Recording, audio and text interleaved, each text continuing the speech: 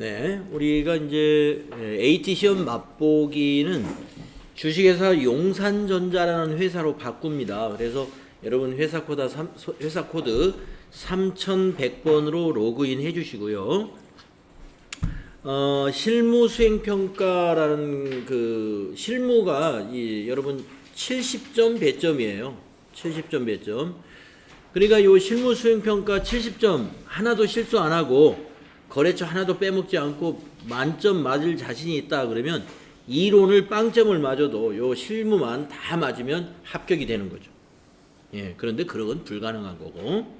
예, 물론 100점 맞는 사람도 있어요.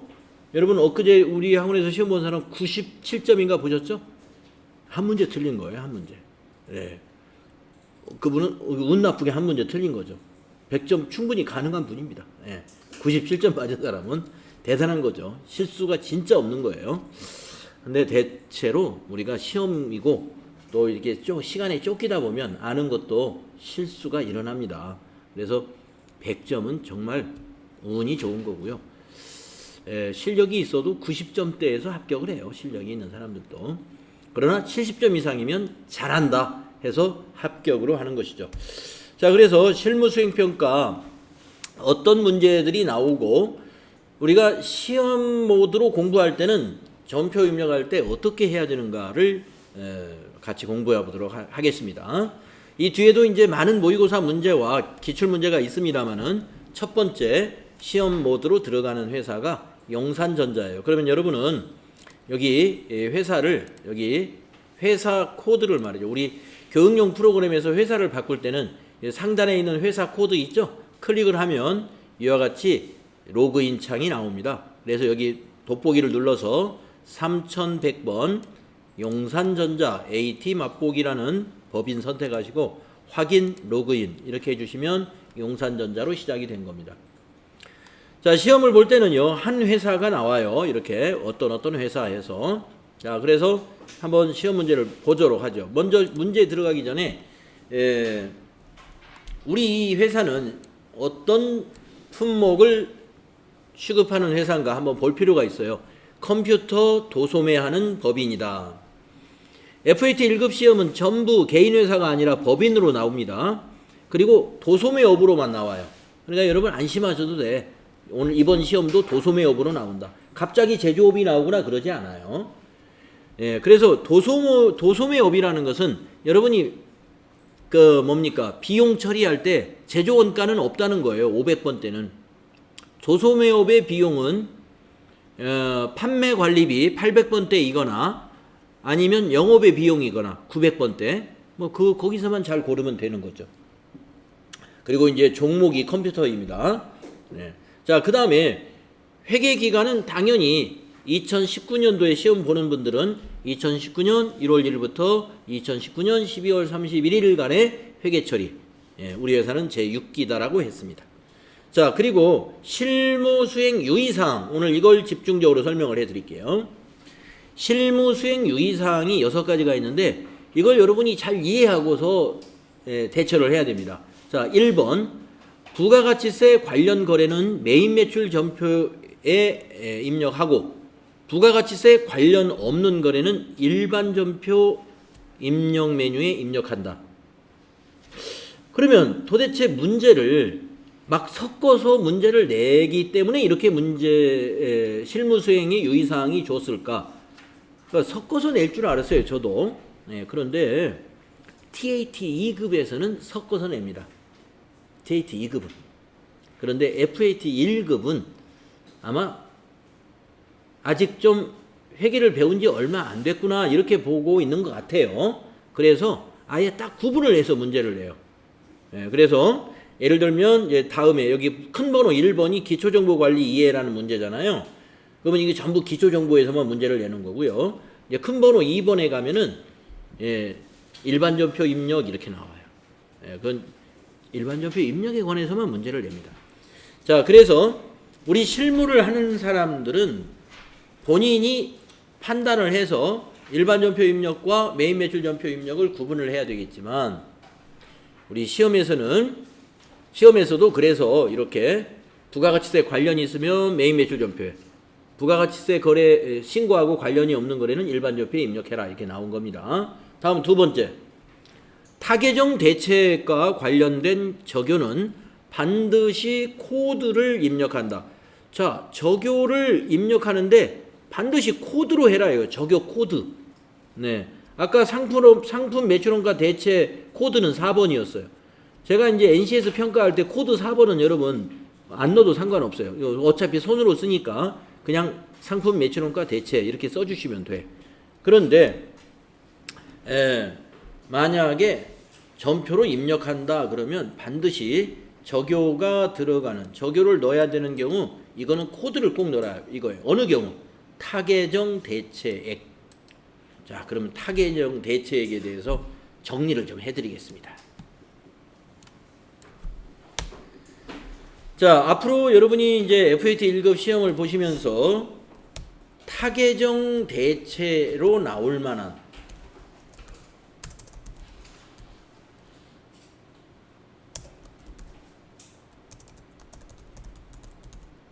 거래, 타계정 대체와 관련된 거래가 어떤 것이 있다는 얘기냐. 알고 보면 간단해요. 자, 어떤 경우가 있냐면 첫째, 전부 상품과 관련된 것들입니다. 자, 상품을 접대비로 사용한다 이거예요. 그러면 분계를 할 때 어떻게 해야 되느냐면 차변의 접대비, 가령 그 상품을 원가로 처리합니다. 네. 그래서 40만 원이다 그러면 40만 원, 대변의 상품 40만 원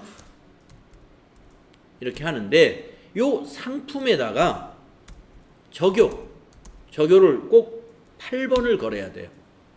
적요 8번. 이것이 뭐냐? 타 계정으로 대체입니다. 타 계정으로 대체. 제가 한번 보여드릴게요. 예, 제가 한번 보여드리겠습니다. 제가 지금 이 거래를 한번 전표에 입력을 해볼게요. 자, 일반 전표에 1월 1일이라고 해서 용산전자에서 1월 1일 날 3번 차변에 거래처에 접대를 했어요.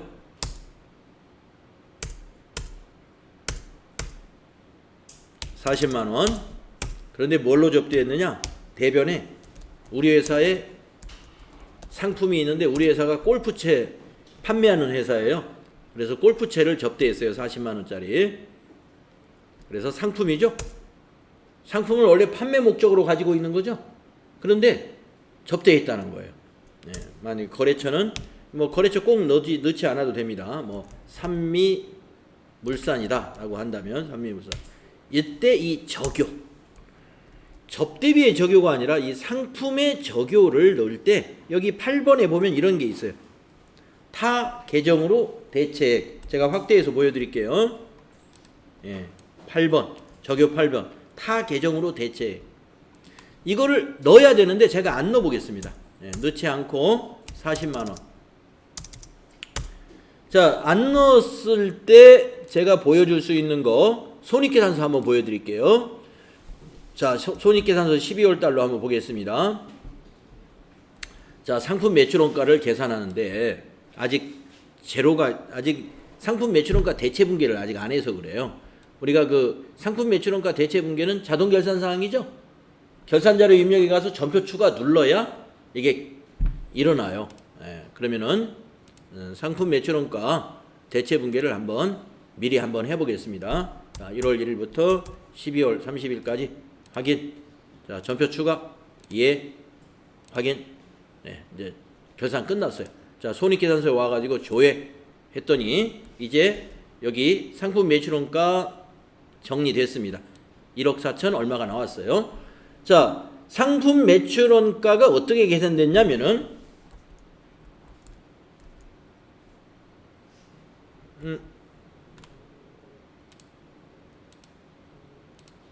네, 여기죠. 네. 너무 확대가 됐나요? 자, 이거를 좀 뒤에 있는 분도 좀 보이게 하려고. 자, 여기 이제 보이죠? 자, 상품 매출원가 1억 4,563만 4,066원이 어떻게 나오냐면 1. 기초상품 재고액 요거 4,600에다가 단기상품 매입액 9,900 요 두 개를 더하죠. 더해가지고 기말상품 재고액을 빼주는데 기말상품 재고액이 없대요 지금. 제로. 그러니까 이 두 개 더한 거 이게 지금 그대로 다 팔려나갔다 이겁니다. 기초의 상품 재고액이 4,600이 있었고 단기에 매입한 게 9,900인데 재고가 하나도 없다는 것은 다 떨이 했다는 거예요. 그러니까 매출원가가 1억 4,500이 되죠. 그럼 우리 과연 다 팔았을까요? 아까 40만 원어치 어떻게 했습니까? 접대비로 썼잖아요. 이게 여기에 반영이 안 되는 거예요. 접대비로 썼는데 이게 매출원가에 들어가네? 접대비는 판매관리비잖아요. 매출원가로 들어가면 매출 총이익이 달라진 거예요. 40만 원 틀린 거예요. 그래서 자 그러면 이제 제가 일반전표에 와서 아 이거 내가 누락시켰구나. 아 이거 잘못했지. 적요에다가 상품 적요에다가 8번 계정을 한번 걸어볼게요. 8 적요 8번 타계정으로 대체된 거다. 이 상품은 타계정으로 갔어 라는 것입니다. 자 반영했죠. 그리고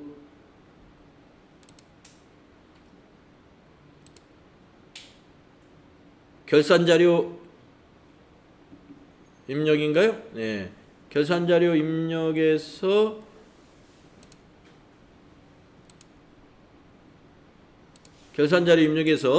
다시 한번 조회했습니다. 자, 조회했어요. 자, 여기 지금 달라진 걸 보실 수가 있는데, 자, 상품 매출원가에 아까는 요게 이제 이쪽 칸에 있었어요. 이쪽 칸에 있었는데 지금도 여기에 있다고 보시고 하나 추가가 되는 게 있죠. 타계정으로 대체 요 두 개를 더해 가지고 이걸 뺍니다. 네. 아까 여러분이 여기 숫자가 여기 97만 얼마니까 여기가 3 올라가고 1 올라가서 여기가 07 어떻게 됐겠죠? 근데 40만 원 빼니까 여기 끝자가 10만 단위가 63만 4천 원이 되잖아요. 아까 100만 원이었는데 146이었는데 지금 145 654가 되죠. 40만 원 빠진 거예요. 매출원가에서. 왜? 요 타계정으로 대책 이거를 재고처럼 이걸 빼줍니다. 그래서 우리가 회사의 재고자산 있잖아요. 상품이나 제품을 판매하지 않고 다른 용도로 대체해서 사용한 거. 이것이 전부 다 여기서 말하는 이 문제에서 말하는 타계정 대체액과 관련된 적용은 반드시 코드를 입력해야 되는 이유가 되겠습니다. 이걸 코드를 넣지 않으면 손익계산서가 달라져요. 매출 총이익이 달라지게 된다 이겁니다. 당기순이익에는 영향을 안 줘. 당기순이익에는. 왜냐? 어차피 접대비로 처리됐으니까. 그러나 매출원가가 달라지고 매출 총이익이 달라지는 거예요. 그러니까 정확한 손익계산서가 아니죠. 따라서 이것은요. 다시 정리하면은 지금 접대비를 예를 들었는데 이게 상품을 접대비로만 사용하지 않겠죠? 그러면 이제 나머지 쭉 한번 여러 가지 예를 들어볼까요? 이런 경우도 있습니다. 상품을 우리 회사 골프채를 직원 생일을 맞이해서 선물을 줄 수도 있죠. 복리후생비로 쓰는 경우도 있어요. 또 상품을 가지고 기부할 수도 있죠. 우리 회사 상품을 기부금으로 쓸 수도 있어요. 또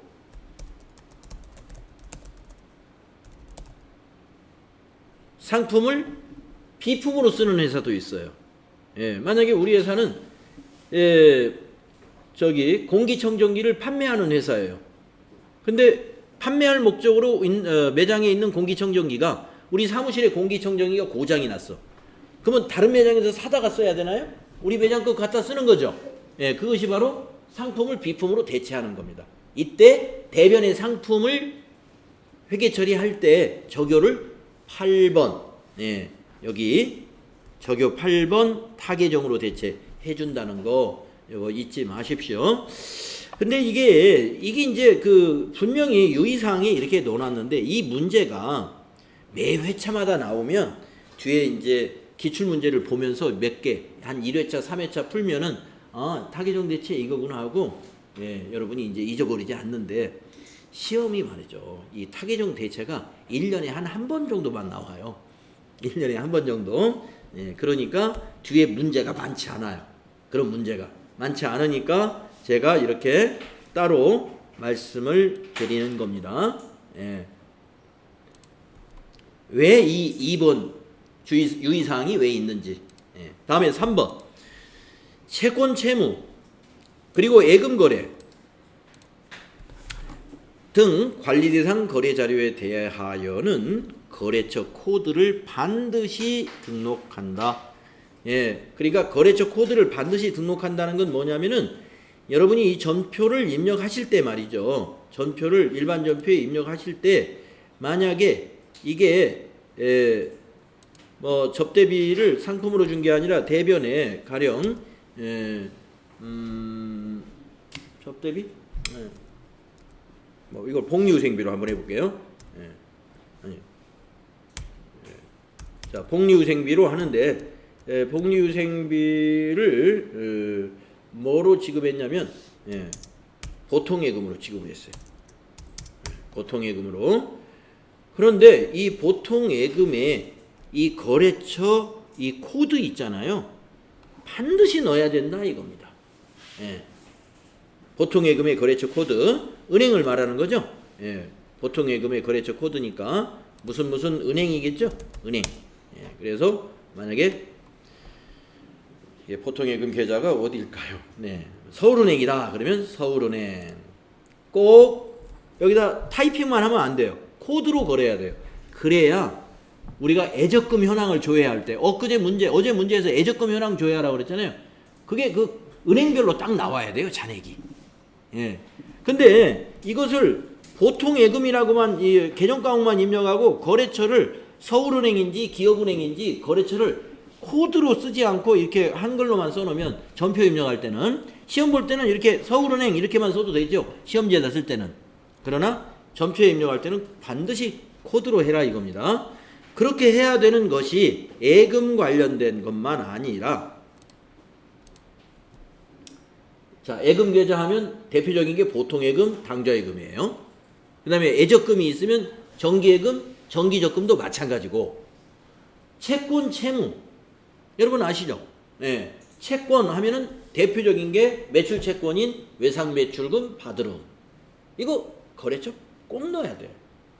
그 다음에 계약금을 우리가 지급했다. 그러면 선급금이죠. 자산, 차변의 자산. 어제 제가 낸 것은 계약금을 우리가 받은 거예요. 현금으로. 그러니까 선수금, 대변의 부채. 그거나. 그러니까 계약금을 받았으면 그건 채권입니다. 우리가 상품을 받을 권리가 발생한 거예요. 계약금을 우리가 지급했으니까. 받은 게 아니라 지급했으면. 그래서 차변에 선급금 해가지고 거래처 꼭 넣어야 돼요. 그래서 채권 채무 이거 아직 내가 실력이 안 돼서 정확히 구분을 못 하겠는데 그러면 수익 비용 빼고 문제 중에 거래처 나오면 무조건 거래처를 넣으면 돼요. 또 거래처 넣어서 틀리는 건 없어요. 그런데 말이 안 되게 넣으면 그건 말이 안 되죠. 그 거래처가 아닌데 엉뚱한 거래처. 만약에 국민은행인데 기업은행이라고 넣었다든가 이거는 말이 안 되는 거죠. 근데 가령 비용에 거래처를 넣을 필요 없는데 거기 차변 계정 과목인 똑같은 거래처를 만약에 넣었다. 뭐 그거는 큰 문제는 아닙니다. 예. 자, 채권 채무. 예, 채권 채무. 예, 채권의 대표적인 거 외상매출금 받으러음. 채무의 대표적인 거 외상매입금 지급음. 이거 거래처 반드시 내야 돼요. 예, 미지급금도 채무. 미수금도 채무입니다. 받을 권리, 지급할 의무. 받을 권리와 지급할 의무가 있는 것들 전부 거래처를 코드로 입력해야 된다는 거 잊어서는 안 됩니다. 다음에 네 번째, 자금 관리 등 추가 작업이 필요한 경우 지문에 따라 추가 작업을 하여야 합니다. 그랬습니다. 네. 어제 시험 보니까요. 지금 그걸 안 하신 분이 한 분 딱 계셨었어요. 근데 무슨 얘기했냐면 어제 이제 이거 자금 관리 시험을 여러분이 봤단 말이에요. 정답을 한번 보여주면 맨 마지막 문제로 기억이 납니다. 네. 여기다 이렇게 분계를 잘 쓰셨어요. 분계를. 자, 해진 자전거의 외상 매출금 대금을 전자어음으로 받았다. 이런 거래입니다. 자, 어음으로 받았으니까 차변에 받으러 음 해진 자전거 550만원짜리 어음이네요. 대변에 외상 매출금 해진 자전거 자산 감소. 자, 이것도 매출채권, 이것도 매출채권입니다. 외상 매출금이라는 자산은 감소하고 대신에 어음장 종이를 받았기 때문에 이 자산이 증가했어요. 이 분계는 맞게 썼더라고요. 거래처까지 딱 쓴 걸로 기억나요. 그런데 여기 보면은 받으러옴 현황을 조회하라고 제가 문제를 냈잖아요. 받으러옴 현황에 이게 나와야 되지 않습니까? 저 550만원짜리 발행인이 해진 자전거로 돼 있어야 돼요. 거래처가. 받으러온 거래처가 해진 자전거로. 근데 상당히 많은 사람이 받으러온 거래처가 국민은행으로 돼 있는 사람들이 많았어요. 그거는 여러분 전표 입력할 때 받으러의 거래처를 해진 자전거로 안 썼다는 거예요. 국민은행으로 썼다는 거예요. 이거 뭔가 큰 착오를 한 겁니다. 여기 상당히 많은 분이 계세요. 국민은행 하신 분 두세 분 계신다. 두세 분. 자, 그거 주의하시고. 그 다음에 지금 얘기한 거는 여기 3번 이걸 안 했어요. 자금 관련 정보를 입력하여 받으러온 현황에 반영하시오. 이랬단 말이에요. 그러면 자금 관련 정보를 받으러온 현황에 반영해야만이 이 어음이 받으러옴 현황에 조회가 된단 말이죠. 그게 뭐예요? 받으러옴 줄에다 놓고서 요 받으러옴 줄에 전표에 받으러옴 줄에 놓고서 우리 무슨 키 눌렀죠? F3 키 눌러서 밑에 받으러옴 관리를 해줘야 되죠. 보관하고서 전자어음 6번 눌러주고 그 다음에 그 옆에 어음번호 요거 또 저 위에 있는 어음번호 넣고 그 다음에 만기일자 고쳐주고 그 다음에 거기 지급지 국민은행으로 해주고 그런 작업을 해야 된다 이겁니다. 거래처는 전표 입력할 때 해진 자전거로 돼 있어야 돼요. 이 거래자료 입력할 때. 그런데 거래자료 입력할 때 받으러옴 해놓고 국민은행이라고 입력하신 분이 한 두세 분으로 보이더라 하는 겁니다. 좀 큰 착각을 하신 거예요. 자, 그래서 지금 어디까지 설명했나요? 이거 거래처. 자, 자금 관리 등 추가 작업이 필요한 경우 F3 눌러서 반드시 해야 된다는 거고요. 그 다음에 다섯 번째, 판매비와 관리비는 800번대 계정 코드를 써야 됩니다. 자, 우리 도소매 업은요, 모든 비용이 800번대 아니면 일부 900번대가 있어요. 비용 중에 일부가 영업의 비용이 900번대 있습니다. 그래서 상당히 판매비와 관리비가 계정가액이 많으니까 800번대 해야지 500번대나 600번대, 700번대 쓰면 안 된다는 얘기고. 자, 마지막으로 6번. 등록된 계정과목 중 가장 적절한 계정과목을 선택한다. 네, 적절한 걸 쓰라는 얘기예요. 아무거나 쓰면 틀린다 이거죠. 아까 우리가 앞에서 어제 시험 본 것 중에 그 전도금 정산하는데 그런 문제가 있었습니다. 두 번째 문제 이런 문제 있었죠.